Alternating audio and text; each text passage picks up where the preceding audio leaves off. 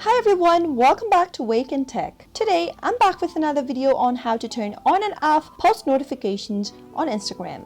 If you want to turn on the particular post notification of one of your friends that you follow or any other person that you follow on Instagram, you'll be able to receive a notification each time a specific account shares a new post. At the end of the video, you'll surely know how to turn on your post notifications or simply turn it off in case you don't want to receive them anymore. Here's how to do it. Start by tapping open your Instagram application and make sure you're signed into your account. At the bottom of the screen, go to the search button, search for the person's username or their name you want to turn on the post notification for. Once you end up in their profile, go and tap on the bell icon at the top right corner. At the top of the pop-up, you'll be able to see an option that says Post.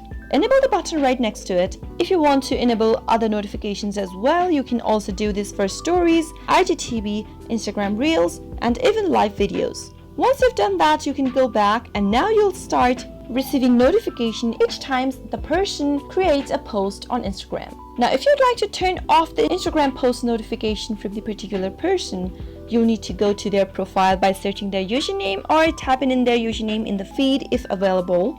Once you end up in their profile, tap on the bell button at the top right one more time and simply turn off the button right next to the post option. Once you make the change, you'll no longer be receiving post notification from that certain someone.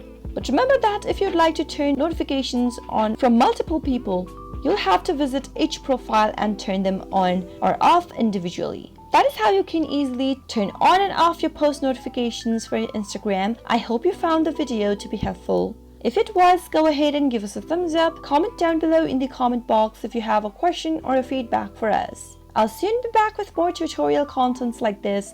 Thank you for watching.